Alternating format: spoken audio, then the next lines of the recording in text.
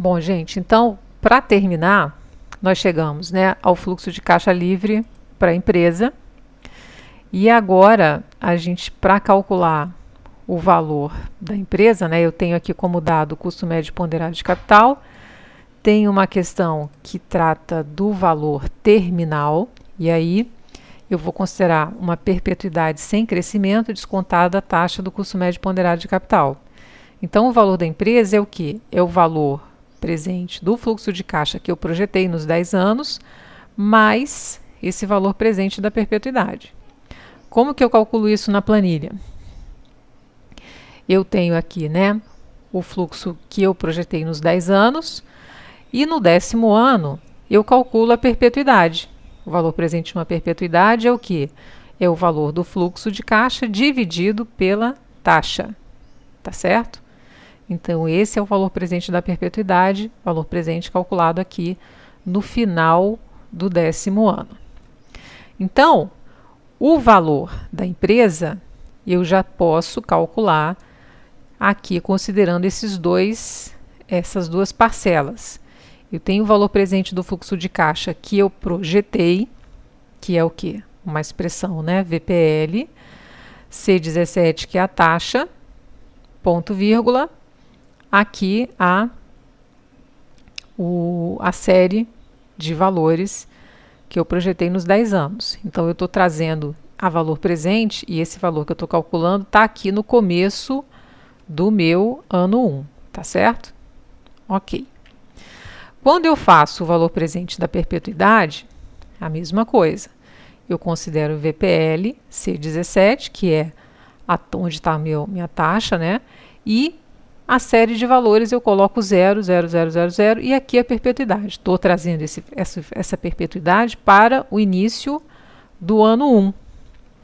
Então, a soma desses dois valores é o valor da empresa, 191.784.000.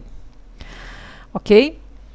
Aí, como que eu calculo o valor para o acionista? Eu calculei o valor da empresa.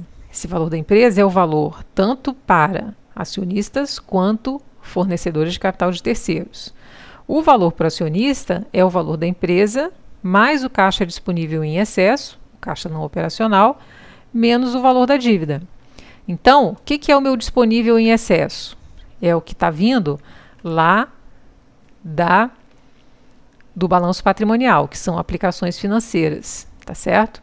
Então, esse é o disponível em excesso, que eu tenho que somar ao valor que eu calculei, né, do fluxo de caixa, e tenho que abater o exigível de longo prazo, que é a parcela do capital de terceiros, que está aqui no balanço, que é o passivo, né, de longo prazo, tá certo? Que é 1.000, que está aqui aberto em finames e leasings.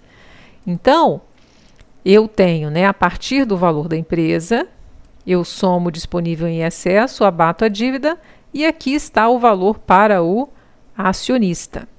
Onde que está esse valor? Em que momento do tempo? Ele está no início do ano 1, tá certo? É normal, né, como a gente está considerando, né, quando eu faço um valor presente como esse, é como se eu estivesse considerando que todos os valores estivessem no final do ano.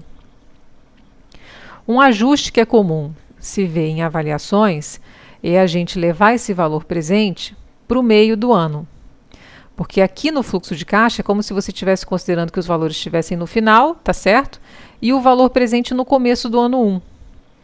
Na prática, né, esses valores eles são distribuídos ao longo dos anos. Então, uma forma de tentar corrigir um pouco esse erro, né, é a gente levar esse valor aqui para o meio do ano. É o chamado ajuste, né, de meio de ano. Então, o valor ajustado ao meio do ano, como que eu faço? Eu tenho que pegar esse valor e levar para o meio do ano. Há uma taxa de 19% ao ano, qual que é a taxa para levar a futuro 6 meses? Eu tenho que calcular aqui a raiz, né, de 1 mais 19%. Menos 1 percentual 9,09 é a taxa para 6 meses, tá certo? Taxa para 6 meses. Então, se eu quiser levar esse valor que está lá em janeiro do ano 1 para julho do ano 1, eu vou pegar esse valor aqui e vou multiplicar por 1 mais essa taxa. Então, está aqui o valor, né? Já com ajuste de meio de ano, 210.747, tá certo? Então, assim, o interessante também, né? A gente está calculando aqui o valor de uma empresa que é de capital fechado. Se eu tivesse com uma empresa de capital aberto, que tivesse uma determinada quantidade de ações emitidas, né? Ao dividir esse valor aqui pela quantidade de ações, eu teria a minha estimativa do que seria o valor justo daquela ação. Supondo que essa ação esteja sendo negociada no mercado, você tem a sua referência, tá certo? De acordo, né, com a avaliação que você fez, se aquele valor de mercado está acima ou abaixo do valor que você considera justo, né? Daí que vem as recomendações dos analistas, né, de compra, de venda, quando esse valor, né, de mercado está abaixo do que eles consideram o justo, eles fazem uma recomendação de compra, né? O contrário, se estiver acima do valor de mercado, tá certo? Então, com isso a gente termina o exemplo do caso Matrix. Eu espero que com esse exemplo simplificado, né, vocês possam trabalhar, né, nesse período de janeiro na avaliação da empresa para o trabalho do final do curso, tá ok?